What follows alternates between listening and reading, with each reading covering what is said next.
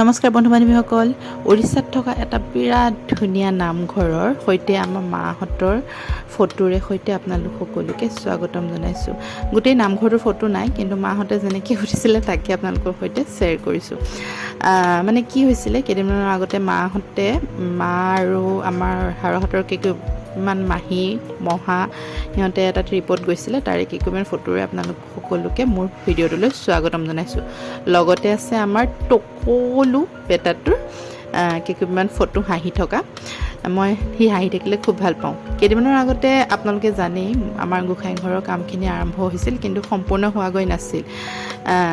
গৰম বুলিয়েই হওক বা মাজতে বহুত বেছি বৰষুণেই দিছিলে, তেনেকৈ মানে কামবোৰ ৰৈ গৈছে।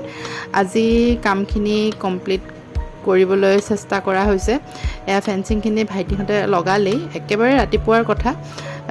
মানে ৰাতিপুৱাতে যদি আহি যায় কামখিনি সোনকালে হৈ যায় বুলি সিহঁতে হেৰি কৰিছে। আৰু যিহেতু কাৰেণ্ট চলাব নোৱাৰি এনেকুৱা হেৰিৰ কাৰণে কাৰেণ্টটো বন্ধ কৰি থ'বলৈ কৈছিলে, সেইটো কাৰণে মই বেটাক লৈ পিনে আছোঁগৈ মৰাণদাহঁতৰ ঘৰত। থেংক ইউ মৰাণদা বৌ, স্বপ্না মৰাণ বৌ।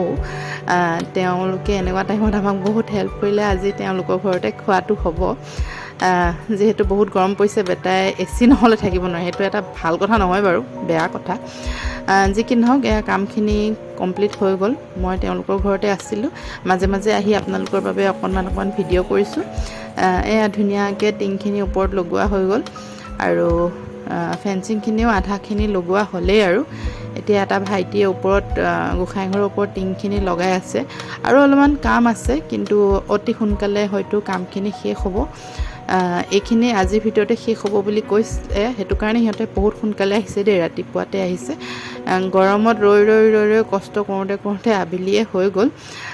ভিডিঅ'টো কেনেকুৱা লাগিলে কমেণ্ট কৰি জনাব। যদি ভাল লাগিলে এটা লাইক কৰি দিব। জাষ্ট স্মৃতিৰ বাবে আপোনালোকৰ সৈতে আজিৰ ভিডিঅ'টো শ্বেয়াৰ কৰিলোঁ আৰু ইয়াতে সাঁচি থ'বলৈ চেষ্টা